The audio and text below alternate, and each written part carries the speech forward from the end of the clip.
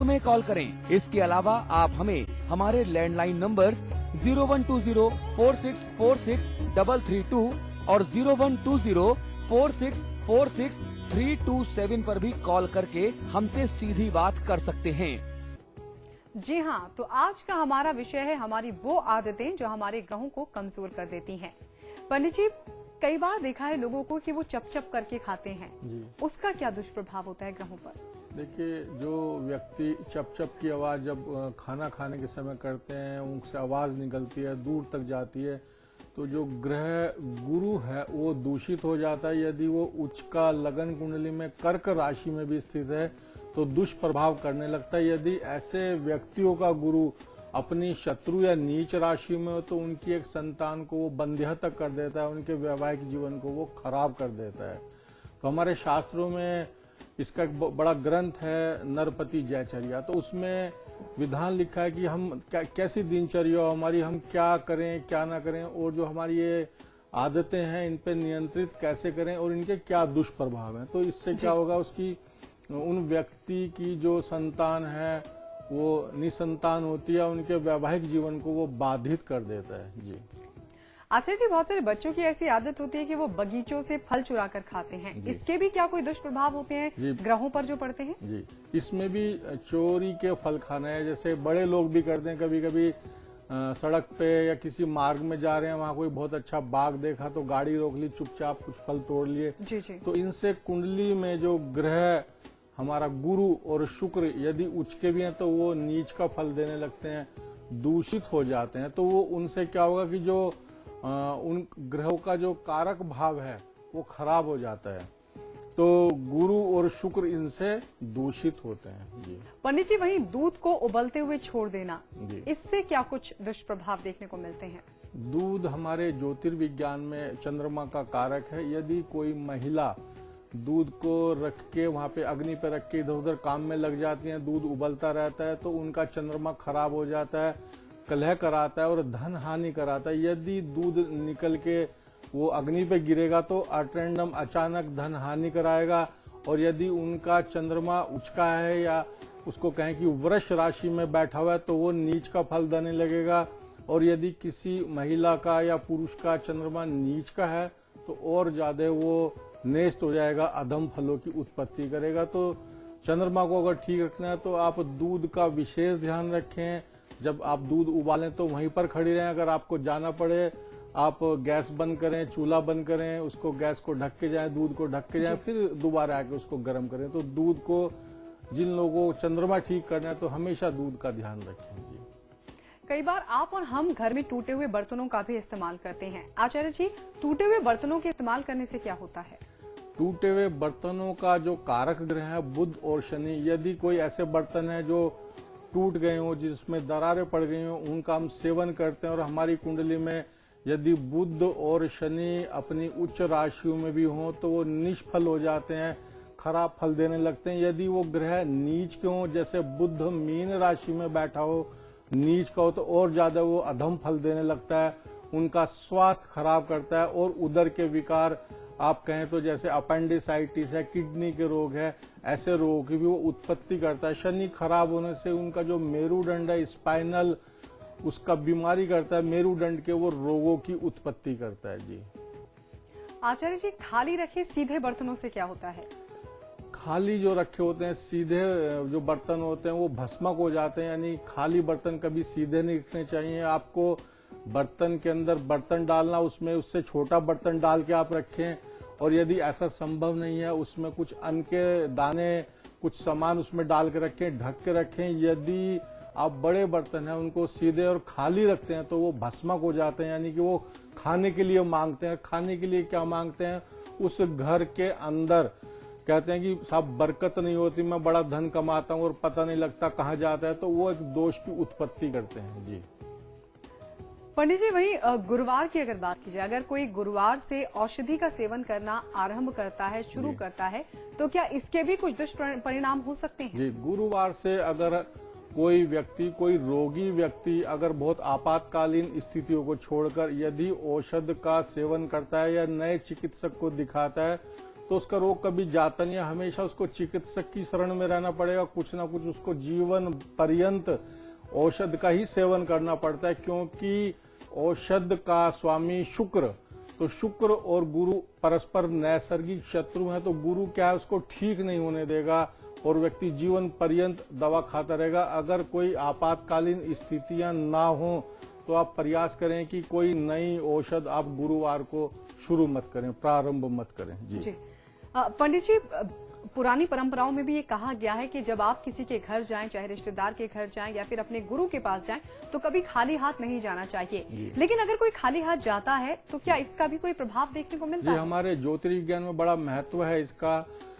अगर व्यक्ति ऐसा करता है तो गुरु दूषित हो जाता है। यदि उन व्यक्तियों का गुरु भाग्य लगन का स्वामी है तो अधम फल देने लगेगा। यदि उच्च का भी बैठा है कर्क राशि में तो वो भी निस्तेज हो जाएगा। तो हमेशा ऐसे अगर बच्चों के घर में जाएं, देवालय में जाएं, गुरु के घर जाएं, अपने शिक्षक के यहाँ पे जाएं, तो हमेशा आपके पास, आप कितने भी आर्थिक कृपणता से अगर हैं, आप कुछ फूल ही ले जाएं, आपके पास कुछ देने के लिए नहीं है, कुछ भी आप 2 केले या कुछ फल ले जाएं, खाली हाथ कभी नहीं जाना चाहिए। तो गुरु आपका अगर ऐसा करते हैं तो अधम फल देने लगेगा, निस्तेज हो जाएगा आपका गुरु। जी पंडित जी, कुछ लोगों को आदत होती है कि वो बार बार कस्में खाते हैं अपने आप को सही साबित करने के लिए, लेकिन ये कितना ठीक होता है और कितना गलत? देखिए, इसका भी प्रभाव गुरु के ऊपर पड़ता है।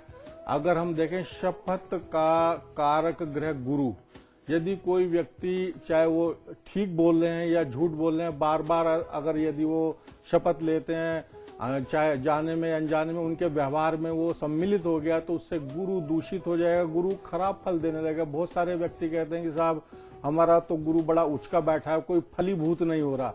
तो ऐसे व्यक्ति अगर अपने जीवन में देखें तो ऐसी प्रक्रिया के अंदर है कि वो गुरु को अपने स्वयं ही दूषित कर रहे हैं। तो आपको ये जो इस तरह की शपथ लेने की जो प्रवृत्ति है, इसको बदलना होगा यदि गुरु को आपको ठीक रखना है तो। जी पंडित जी, पूजा में कुशा आसन से क्या होता है? देखिए, कुशा आसन जो है वो एक गृहस्थ जीवन के लिए नहीं है, वो व्यक्ति को संन्यास की ओर ले जाता है। तो गृहस्थ लोगों के लिए कंबल आसन हमारे शास्त्रों में सबसे अच्छा बना है। कुशा का जो मतलब होता है, भगवान विष्णु के लोम होते हैं, वो जो कुशा पे आसन करते हैं, परिवारजक या वैष्णव या सन्यासी लोग, तो क्या करता है, वो लक्ष्मी का अवरोध करता है। गृहस्थ के लिए सबसे महत्वपूर्ण होता है धन का आवागमन, तो उसके धन के आवागमन में वो बाधित पहुंचाएगा। उसके उस जो एक सुखमय जीवन है उसको संपत्ति के अगर हम परिप्रेक्ष्य में देखें तो वो पूर्ण नहीं होने देगा। ये सन्यासियों के लिए हमारे इसको बताया। और खासकर जो कुशा का जो आसन है वो पित्त क्रम में इसका महत्व होता है। गृहस्थ लोगों के लिए हमारे शास्त्र में इसको नहीं लिखा हुआ है। जी पंडित जी, पूजा में पूजा स्थल में 2 शिवलिंग, 3 गणेश, 2 सूर्य और 2 शालिग्राम अगर होते हैं तो शास्त्रों में इसको लेकर क्या कुछ कहा गया है? इनसे भी गुरु दूषित होता है। जी। तो हमेशा एक एक ही रखने चाहिए। अगर आप ये 2-2, 3-3 रखेंगे तो इससे गुरु दूषित हो जाएगा। उच्च का गुरु भी आपके अधम फल को देने लगेगा और कभी भी आपकी साधना पूर्ण नहीं होगी। आप हमेशा कुछ ना कुछ परेशानियों में उलझे रहेंगे, क्योंकि वो स्वयं आपका ही किया हुआ है। तो आपके ही द्वारा ही वो गुरु को अवरोध पहुंचाया जा रहा है। तो ये हमेशा पूजा घर में ध्यान रखें। बड़ी महत्व होता है इसका कि आप पूजा घर में जो प्रतिमाओं का चयन करें, बड़े सोच समझ के करें। 2-2 प्रतिमाएं कभी नहीं होनी चाहिए। जी जी बिल्कुल। पंडित जी, इसके बारे में और भी जानेंगे और ऐसी ही बहुत सारी आदतों के बारे में भी आपसे जानकारी लेंगे। लेकिन इस वक्त हमारे साथ एक दिल्ली से कॉलर जुड़ गए हैं, अनुज। बहुत बहुत स्वागत है अनुज आपका इस कार्यक्रम में। पंडित जी। जी नमस्कार। क्या जानना चाहते हैं आप अनुज? पंडित जी, मैं बैठे बैठे पैर हिलाने क्या होता है, तो इसका दुष्प्रभाव जानना चाहता हूँ, इससे दुष्प्रभाव पड़ेगा मेरे को। अपना प्रश्न एक बार फिर से दोहराएं अनुज। मैं ये कहना चाहता हूँ कि मुझे बैठे बैठे पैर हिलाने की आदत है जी। तो उससे बैठे क्या बैठे पड़ सकता है मेरे कार्य? जी जी जी, बैठे बैठे पैर हिलाते हैं ये। बैठे बैठे पैर हिलाने से क्या होता है कि शनि दूषित हो जाता है। तो वो भी आपके जीवन में जो बड़ा महत्वपूर्ण पक्ष है, आपकी संतान पक्ष, संतान को खराब कर देता है। संतान जो आपकी कोई भी एक संतान को वो अनियंत्रित कर देगा, यानी कि आपके आउट ऑफ कंट्रोल हो जाएगी। और ऐसे व्यक्ति को मेरुदंड के रोग भी करता है या अचानक अनचाही यात्राएं कराता है जिसका कोई मतलब नहीं होता, कोई औचित्य नहीं होता, अर्थहीन यात्राएं की भी ये कराता है। तो कभी भी जो पैर हिलाने की आदत है अपने शनि को खराब करना है ये। जी चलिए, हमें कॉल करने के लिए बहुत बहुत शुक्रिया।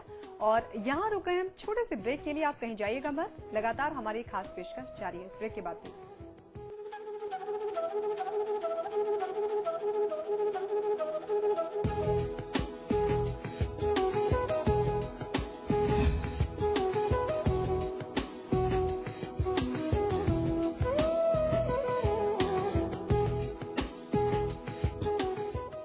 रजनीगंधा का कोई मुकाबला नहीं। इसमें है बहुमूल्य प्राकृतिक रूप केवड़ा, पवित्र शीतल चंदन तेल, अव्वल दर्जे का गुणकारी कत्था, खास खुशबू वाली इलायची, उम्दा क्वालिटी वाली जायकेदार सुपारी। रजनीगंधा का कोई मुकाबला नहीं। हम रजनीगंधा खाने वाले हैरी गहरी चीजों को मुंह नहीं लगाते। इसमें तंबाकू बिल्कुल नहीं, इसीलिए तो मैं भी खाती हूँ।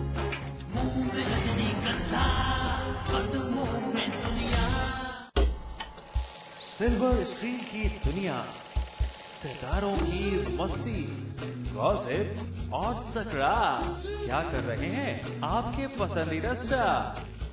सिनेमा से जुड़ी हर खबर एंटरटेनमेंट प्लस पर रोजाना दोपहर 12:30 बजे और शाम 6:30 बजे सिर्फ समाचार प्लस पर। आज ली क्या? इंटरेस्टिंगली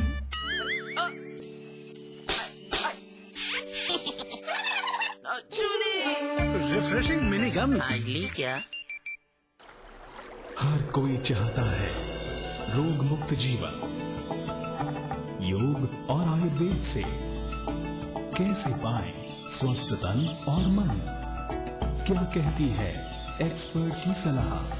देखिए आरोग्य, रविवार दोपहर 12 बजे सिर्फ समाचार प्लस पर।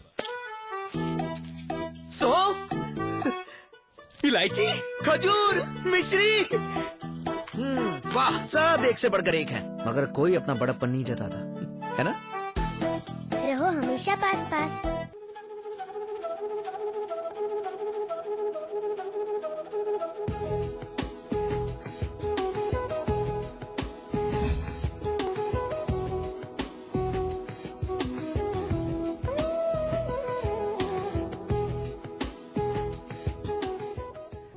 ब्रेक के बाद स्वागत है आपका।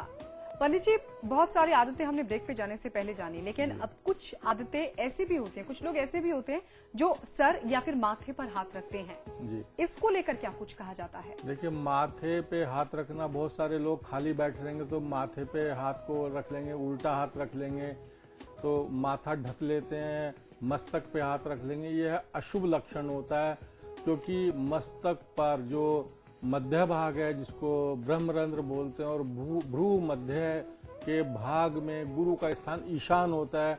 अगर ईशान क्या कि भाग्य का स्वामी, आपके गुरु भाग्य का स्वामी, यदि कोई ऐसा व्यक्ति ऐसा कार्य कोई व्यक्ति करता है तो अपने भाग्य को अस्त कर लेता है, भाग्य में अवरोध पहुंचाता है, अपने भाग्य को ढक लेता है। वो बहुत सारे लोग कहते हैं साहब हम बहुत बड़ा काम करते हैं, दिन भर काम करते रहते हैं, हमें उसका प्रतिफल नहीं मिलता। तो ऐसे व्यक्तियों को जीवन गुरु अर्थहीन कर देता है, उनका भाग्य को वो दूषित कर देता है। तो मस्तक पे कभी हाथ नहीं रखना चाहिए जी, दुर्भाग्य का ये सूचक होता है जी। पंडित जी, क्या पैरों को घसीट कर चलना सही है? देखिए, पैरों को घसीट कर चलना क्या है, शनि को दूषित करना है। पांवों का जो कारक ग्रह है शनि, जब हम कोई व्यक्ति पैर घसीट के चलता है तो कहते हैं उसका जीवन बोझ हो गया, अपने जीवन को वो ढो रहा है। जी जी। तो शनि क्या होगा, दूषित हो जाएगा। ऐसा अक्सर वो व्यक्ति करते हैं जिनका शनि पहले से ही खराब होता है या शनि नीच का होता है, तो ऐसा करने से उनका शनि और खराब हो जाता है। ऐसे व्यक्ति जीवन में कभी उन्नति नहीं कर पाते, दूसरों के वो विवाद का एक कारण बने रहते हैं, विवादित इस पर वो जीवन अपना व्यतीत करते हैं। तो शनि को दूषित करना है, पैरों को रगड़ के चलना है, या जिनके जो जूते घिसते हैं अपना पैरों से आवाज आती है तो उनका शनि दूषित हो जाता है जी। पंडित जी, जूते के ऊपर जूता रखना या फिर आड़े तिरछे तरीके से जूतों को रखना, उससे क्या होता है? उसके क्या कुछ प्रभाव? उसका भी सेम देखें तो प्रभाव शनि के ऊपर ही पड़ता है। जूते के ऊपर जूता रखना शनि को कुपित करना है, अचानक अनचाही यात्राएं कराता है, उद्देश्यहीन यात्राएं कराता है।